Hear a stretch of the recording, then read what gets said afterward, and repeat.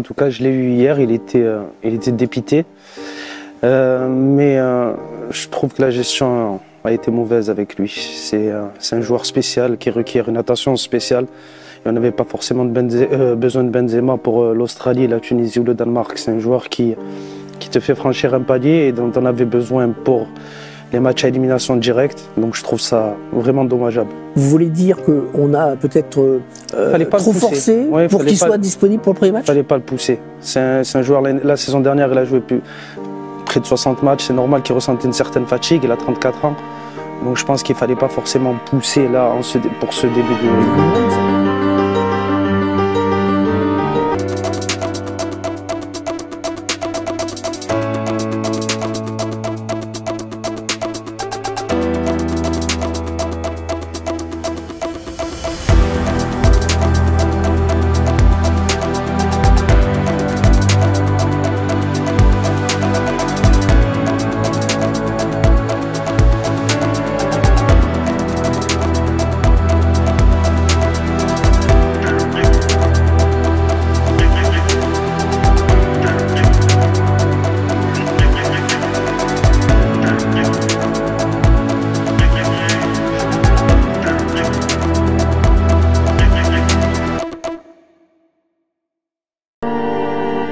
Salut les gars et bienvenue dans cette nouvelle vidéo.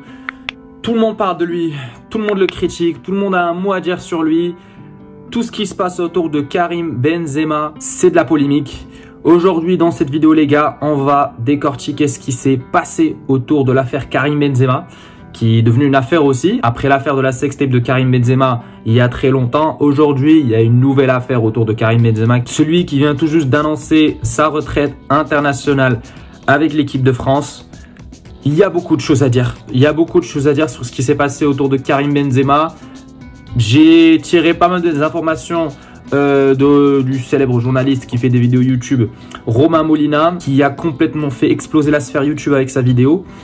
Et il dit des choses très choquantes et très intéressantes. Pour essayer de reconstituer les faits, Karim Benzema a été convoqué avec l'équipe de France. Rien de choquant depuis que Didier Deschamps s'est réconcilié avec lui avant l'Euro 2021. Karim Benzema ne loupe aucun match avec l'équipe de France, hormis les blessures, bien évidemment.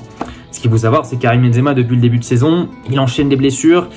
Il n'est pas très en forme et il essaye... vers la fin du mois de novembre ou vers le début du mois de novembre, il essaie de se ménager petit à petit et d'essayer de ne pas trop jouer avec le Real Madrid pour préparer justement cette Coupe du Monde avec l'équipe de France. Une fois arrivé au Qatar avec l'équipe de France, il a commencé à s'entraîner et là, le drame.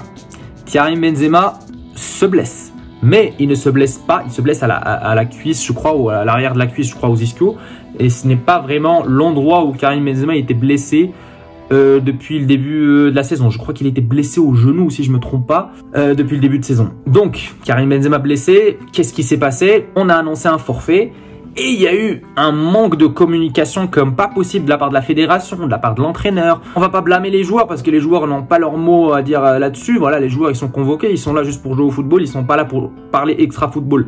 Mais que ce soit Didier Deschamps, que ce soit Noël Le Graët ou que ce soit la communication de la Fédération Française de Football, on n'a pas dit ce qui s'est vraiment passé autour de Karim Benzema parce que juste après son forfait, juste après sa blessure, il a été renvoyé à Madrid, il est revenu à Madrid et il est allé profiter un petit peu de ses vacances. Je crois qu'il est allé en Guadeloupe, je ne sais où, mais en tout cas, il a abandonné l'équipe de France. Donc ce qui s'ensuit, beaucoup de rumeurs et beaucoup de fake news disant que l'équipe de France est mieux sans Karim Benzema, que le groupe vit mieux sans Karim Benzema, que sa présence pose toujours problème, qu'il y a eu toujours des frictions, qu'il y a eu toujours des tensions quand Karim Benzema est là, qu'il y a toujours eu des polémiques, etc. Mais le vrai problème dans cette équipe de France, ça se situe où?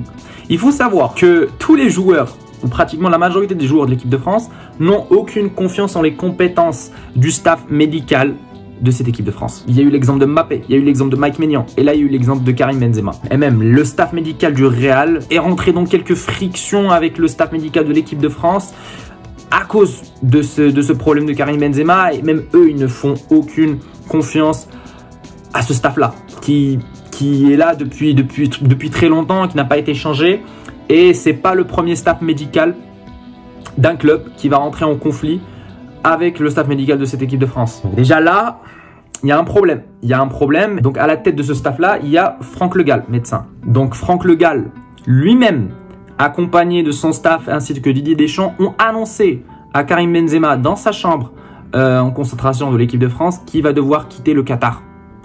Donc, c'est de là, je crois, où Benzema a été un petit peu choqué. Et donc, je pense quand il est revenu à Madrid, le staff médical du Real a affirmé que Karim Benzema n'aura besoin que de 10 jours pour se remettre de sa blessure. Donc, 10 jours d'indisponibilité. Et si on fait les calculs, Karim Benzema, sa blessure, elle a surgi juste avant quelques jours avant le début du mondial, donc quelques jours avant le match de l'Australie. Et donc, si on fait les calculs, Karim Benzema aurait pu assister, aurait pu jouer en huitième de finale. Donc, c'est là où on comprend la différence de traitement entre Karim Benzema et par exemple Neymar. Neymar, il s'est blessé lui aussi au premier match du Brésil. Il s'est blessé, il l'a très mal pris, il était vraiment très triste et très inquiet sur sa situation, s'il va continuer le mondial ou pas. Donc verdict, Neymar, il joue les huitièmes de finale contre la Corée. On comprend mieux pourquoi Karim Benzema sort des fois en story et dit n'importe quoi. C'est vrai que lui aussi, il est en partie fautif parce que sa communication sur les réseaux sociaux est très chaotique, il faut dire la vérité. Ses stories et ses posts Instagram poussent au quiproquo. Mais on comprend mieux pourquoi maintenant. On comprend mieux que Benzema est frustré. Benzema ne se sent pas chez lui, ne se sent pas vraiment traité comme tout le monde. Et il ne se sent pas, surtout pas privilégié. Parce que c'est un joueur qui doit se sentir privilégié. C'est le dernier ballon d'or. C'est un ballon d'or, Karim Benzema. Et voyons comment Neymar est privilégié au Brésil. Et comment Neymar est traité au Brésil. Et comment on l'a remis en pied et remis en forme. Donc juste après sa blessure à la cheville, il est revenu en huitième de finale contre la Corée. Il a fait un très beau match. Je crois qu'il avait marqué un penalty. Et puis après, en quart, il a mené cette équipe du Brésil où il a marqué le but, le seul but de l'équipe du Brésil face à la Croatie. Malheureusement, le score final n'a pas été au faveur des Brésiliens. Mais on voit la différence de traitement qu'a Neymar par rapport à celle qu'a Karim Benzema. Donc tout ce qui s'est passé autour de cette équipe de France nous fait dire que le staff médical, ainsi que le staff de Didier Deschamps, ainsi que la fédération cherchaient la moindre excuse pour dire à Karim Benzema qu'il ne va malheureusement pas pouvoir jouer ce mondial-là. Et malheureusement, moi, ça me fait tellement rire de voir comment les fans ont réagi autour de cette affaire-là, que ce soit pendant le mondial, ou que ce soit après sa blessure, ou que ce soit même maintenant. On oublie très vite ce qu'a fait Karim Benzema en équipe de France en si peu de temps. En si peu de temps. En si peu de temps. Karim Benzema, lors des deux dernières compétitions où il a participé, c'était toujours le meilleur buteur de l'équipe de France et le joueur le plus décisif. Que ce soit à l'Euro ou que ce soit à la Nations League, le gars, il était monstrueux avec cette équipe de France. Et il s'est très bien entendu avec Kylian Mbappé en attaque. Et donc, je ne vois pas comment les gens sont ingrats aujourd'hui de dire qu'on n'a pas besoin de Karim Benzema en équipe de France. Comme j'ai pu le dire dans la vidéo précédente, certes, tu n'auras pas besoin de Karim Benzema si tu joues contre l'Australie ou la Pologne ou des équipes qui sont abordables vu l'étendue de l'effectif que tu as. Mais quand tu joues une finale de Coupe du Monde ou une demi-finale, tu auras besoin d'un Karim Benzema, quoi qu'il arrive, tu auras besoin d'un joueur qui pourra faire la différence. Et on a bien vu que Giroud n'a pas pu faire la différence, heureusement qu'il y avait Mbappé qui a pu sauver le navire un tout petit peu, mais ça n'a pas suffi. C'est un petit peu ingrat et on comprend mieux pourquoi aujourd'hui Karim Benzema est un petit peu frustré, énervé. C'est pas pour rien qu'il prend sa retraite internationale. Et il vient tout juste d'unfollow tous les joueurs de l'équipe de France, sauf Kamavinga, Mbappé, Thuram, Varane et Pogba. Tchouaméni, il avait unfollow, mais il a refollow de nouveau. Donc j'estime qu'ils se sont revus à Madrid et qu'ils ont eu une petite discussion où ils ont apaisé les tensions. Mais sinon, c'est dommage et c'est grave ce qui se passe autour de cette équipe de France. Et cet agacement, cette frustration de Karim Benzema vient également du fait de saluer le parcours de Karim Benzema en Ligue des Champions et le parcours du Real Madrid, son club. Les têtes de Griezmann et Lloris, ça en dit tout. Ça en dit tout sur la relation et quand ces joueurs-là avec Karim Benzema, s'ils voulaient vraiment qu'ils reviennent. Et voilà, il faut l'accepter, ces joueurs-là, parce que c'est des cadres de cette équipe de France. Lloris et Griezmann n'ont jamais accepté le retour de Karim Benzema en équipe de France. Pourquoi ? On ne sait pas. Beaucoup disent que ce gars, il provoque les polémiques, c'est un mec à problème, etc. Le gars n'a jamais eu de carton rouge durant toute sa carrière. Il a toujours eu un comportement exemplaire sur le terrain.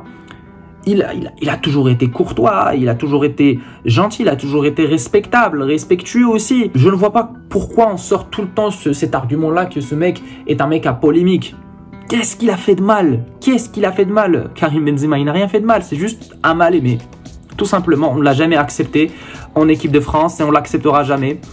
Peut-être sous l'ère de Deschamps, on ne l'acceptera jamais. Si jamais l'équipe de France fait venir Zinedine Zidane, ça pourrait changer, mais malheureusement, même cette option-là, je ne sais pas si ça va arriver. Parce que je pense que Didier Deschamps va continuer à la tête de cette équipe de France. Mais je ne pense pas que Zidane acceptera de venir parce que Zidane et Benzema, c'est des frères.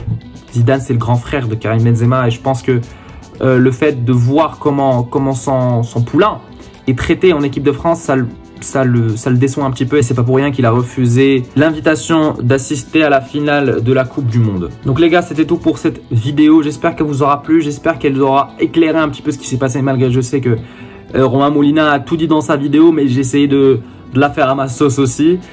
N'hésitez pas à vous abonner, à me dire ce que vous en pensez de cette vidéo en commentaire, à liker la vidéo si vous l'avez aimé pour le référencement, et nous on se retrouvera lors d'une prochaine vidéo les gars. Ciao ciao.